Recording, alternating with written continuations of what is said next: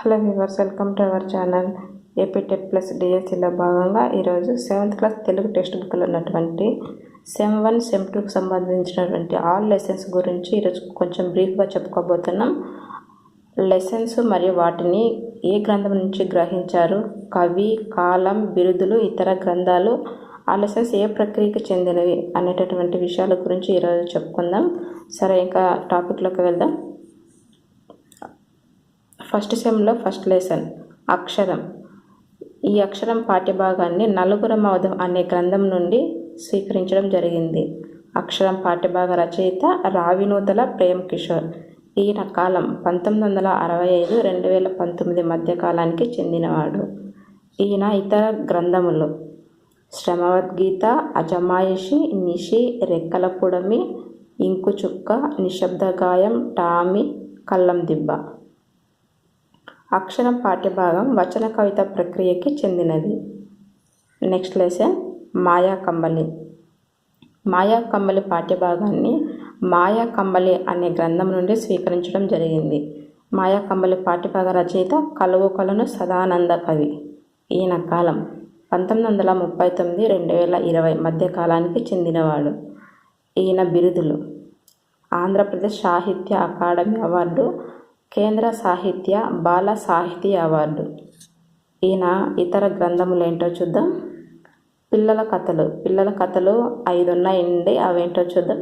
శివానందలహరి, విందు భోజనం, చల్లని తల్లి, నీతి కథామంజరి, తుసన్న మహిమలు.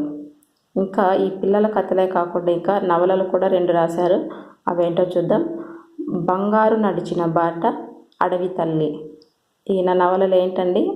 బంగారు నడిచిన బాట, అడవి తల్లి. నెక్స్ట్ ఇంకా ఒక కథా సంపుటి కూడా ఉంది. అదేంటంటే నవ్వే పెదవులు, ఏడ్చే కళ్ళు. ఈయన కథా సంపుటి ఏంటంటే నవ్వే పెదవులు, ఏడ్చే కళ్ళు. నెక్స్ట్ మాయా కమ్మలి జానపద కథా ప్రక్రియకి చెందినది. నెక్స్ట్ థర్డ్ లెసన్ చిన్ని శిశువు. చిన్ని శిశువు పాఠ్యభాగ రచయిత తాళ్ళపాక అన్నమాచార్యులు. ఈయన కాలం 1408-1503 మధ్య కాలానికి చెందినవాడు. ఈయన బిరుదులు పద కవిత పితామహుడు. ఈయన రచించినటువంటి ఇతర గ్రంథములు ఏంటో చూద్దాం. 32,000 సంకీర్తనలు, 12 శతకాలు, ద్విపద రామాయణం, సంకీర్తన లక్షణం, శృంగార మంజరి, వెంకటాచల మహత్యం. ఇందులో తాళ్ళపాక అన్నమాచార్యులు రచించినటువంటి కీర్తనలు ఎన్ని అనేసి చాలాసార్లు ఎగ్జామ్లో రావడం జరిగిందండి. ఈయన రచించినటువంటి సంకీర్తనలు 32,000 సంకీర్తనలు. ఈసారి నెక్స్ట్ ఎగ్జామ్లో ఈయన రాసినటువంటి శతకాలు ఎన్ని అని అడగడానికి అవకాశం ఉందండి. ఒకసారి చూసుకోండి. నెక్స్ట్ ఈ చిన్న శిశువు పాఠ్యభాగం పద కవిత ప్రక్రియకి చెందినది. నెక్స్ట్ ఫోర్త్ లెసన్ మర్రి చెట్టు పాఠ్యభాగ రచయిత త్రిపురనేని గోపీచంద్. ఈయన కాలం 1910-1962 మధ్య కాలానికి చెందినవాడు. ఈయన బిరుదులు ఏంటో చూద్దాం. కేంద్ర సాహిత్య అకాడమీ అవార్డు. ఈయన ఇతర గ్రంథములు ధర్మవడ్డి, మమకారం, తండ్రులు కొడుకులు, మాకు ఉన్నాయి స్వగతాలు, పండిత పరమేశ్వర శాస్త్రి వీలునామ. ఈయన గ్రంథాలు ఇంకొకసారి మళ్ళీ చదువుతాను.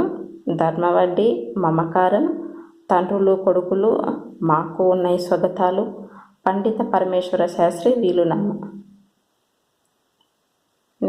నెక్స్ట్ మర్రి చెట్టు పాఠ్యభాగం స్వగతం స్కెచ్ అనే ప్రక్రియకి చెందినది. నెక్స్ట్ లెసన్ పద్య పరిమళం. ఇది రచయితల బృందం రాశారండి. ఆ రచయితలు ఏ కాలానికి చెందినవారో కూడా చూద్దాం ఒకసారి. పోతన. ఈయన 15వ శతాబ్దానికి చెందినవాడు. ఈయన గ్రంథం భాగవతము. నెక్స్ట్ పక్కి అప్పల నరసయ్య. ఈయన 16వ శతాబ్దానికి చెందినవాడు. ఈయన శతకం కుమార శతకం. నెక్స్ట్ మారద వెంకయ్య. ఈయన 16వ శతాబ్దానికి చెందినవాడు. ఈయన శతకం భాస్కర శతకం. నెక్స్ట్ పోతులూరి వీరబ్రహ్మం. ఈయన 17వ శతాబ్దానికి చెందినవాడు. ఈయన శతకం కాళికాంబ సప్తసతి. నెక్స్ట్ గువ్వల చెన్నడు, ఈయన 17వ శతాబ్దానికి చెందినవాడు. ఈయన శతకం గువ్వల చెన్న శతకం. నెక్స్ట్ ఏనుగ లక్ష్మణ కవి, ఈయన శతకం 18వ శతాబ్దం. ఈయన శతకం సుభాషిత రత్నావళి. నెక్స్ట్ చుక్కా కోటి వీరభద్రమ్మ, ఈమె 20వ శతాబ్దానికి చెందినది. ఈమె శతకం నగజా శతకం. నెక్స్ట్ గద్దల శామ్యూల్, ఈయన 20వ శతాబ్దానికి చెందినవాడు. ఈయన శతకం హితోక్తి శతకం. నెక్స్ట్ జెండామన్ ఇస్మాయిల్, ఈయన 20వ శతాబ్దానికి చెందినవాడు. ఈయన శతకం ఆంధ్రపుత్ర శతకం. ఫ్రెండ్స్, ఇవన్నీ శతక ప్రక్రియకి చెందినవి కాబట్టి ప్రక్రియ గురించి సపరేట్గా చెప్పలేదండి, అందుకని ఇక్కడే ఉన్నాయి, ఒకసారి చూసుకోండి. నెక్స్ట్ మన విశిష్ట ఉత్సవాలు. ఇది రచయితల బృందం, ప్రక్రియ వచ్చేసి వ్యాసం. ఫ్రెండ్స్, మన విశిష్ట ఉత్సవాలకు సంబంధించి క్వశ్చన్స్ తయారు చేయాలంటే మీకు కావాలంటే ఒకసారి అడగండి, నేను మళ్ళీ దీనికి సంబంధించిన సపరేట్ వీడియో తీస్తాను. కావాలంటే మాత్రం ఖచ్చితంగా చేస్తాను.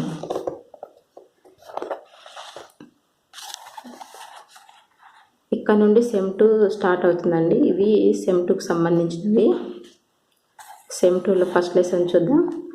కప్పతల్లి పెళ్ళి రచయిత చావలి బంగారమ్మ కాలం 1897 నుండి 1970 మధ్య కాలానికి చెందినది. ఈమె ఇతర గ్రంథాలు కాంచన విపంచి. కప్పతల్లి పెళ్ళి గేయ ప్రక్రియకి చెందినది. నెక్స్ట్ యథ పాఠ్యభాగాన్ని కొత్త గాలి అనే గ్రంథం నుండి గ్రహించడం జరిగింది. యథ పాఠ్యభాగ రచయిత బోనం నాగభూషణం. ఈయన కాలం 1938-1999 మధ్య కాలానికి చెందినది. నెక్స్ట్ ఈయన గ్రంథాలు ఏంటో చూద్దాం. భూషణం కథలు, ఏది సత్యం, కొండగాలి, అడవంటుకుంది.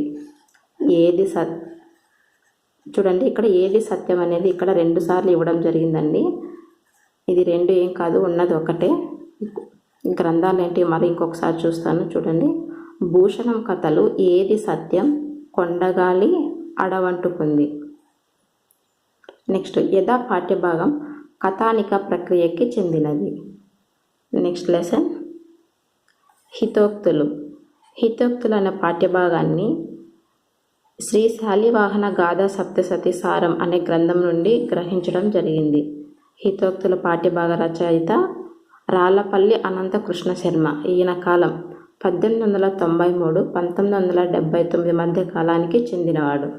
ఈయన బిరుదులు గాన కళాసింధు, సంగీత కళారత్న.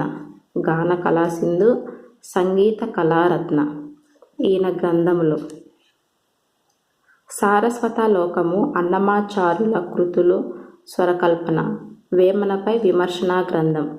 మరి ఇంకొకసారి చదువుతాను ఈయన గ్రంథాలు ఏంటో.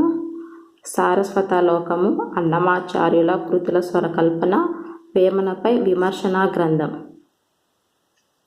హితోక్తుల పాఠ్యభాగం అనువాదం అనే ప్రక్రియకి చెందినది. నెక్స్ట్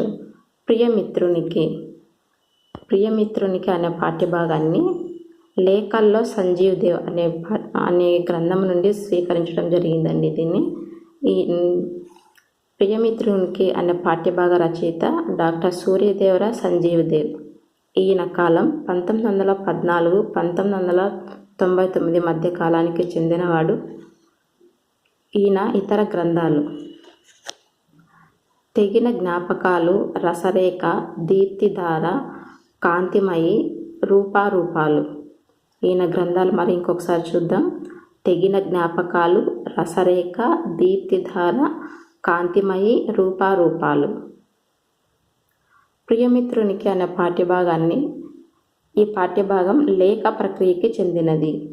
ప్రియమిత్రునికి అనే పాఠ్యభాగం ఇది లేఖ ప్రక్రియకి చెందినది. నెక్స్ట్ బాలచంద్రుని ప్రతిజ్ఞ. ఈ పాఠ్యభాగాన్ని పల్నాటి వీర చరిత్ర అనే గ్రంథం నుండి స్వీకరించడం జరిగింది. ఈ పాఠ్యభాగ రచయిత శ్రీనాథుడు. ఈయన కాలం 1385 నుండి 1475 మధ్య కాలానికి చెందినవాడు. ఈయన బిరుదు కవి సార్వభౌముడు. ఈయన గ్రంథాలు ఏంటో చూద్దాం. ఈయన గ్రంథాలు మరుత్తర చరిత్ర, శృంగార నైషధం, కాశీఖండం, హరవిలాసము, పల్నాటి వీర చరిత్రము, క్రీడాభిరామం. ఈయన గ్రంథాలు మరింకొకసారి చూస్తాను చూడండి. మరుత్తర చరిత్ర, శృంగార నైషధం, కాశీఖండం, హరవిలాసము, పల్నాటి వీర చరిత్ర, క్రీడాభిరామం. బాలచంద్రుడు అనే పాఠ్యభాగం ద్విపద ప్రక్రియకి చెందినది. నెక్స్ట్ లాస్ట్ లెసన్ స్ఫూర్తి ప్రదాతలు. కవులు రచయితల బృందం. స్ఫూర్తి ప్రదాతలు ఇది వ్యాస ప్రక్రియకి చెందినది. ఫ్రెండ్స్, ఈ వీడియో కనుక మీకు నచ్చితే లైక్ చేయండి, షేర్ చేయండి, సబ్స్క్రైబ్ చేయండి. అలాగే మీ ఫ్రెండ్స్కి కూడా పంపించండి, వాళ్ళకు కూడా ఎంతో కొంత యూస్ అవుతుంది కదా. ఈ వీడియో చూసినందుకు మీకు ధన్యవాదాలు.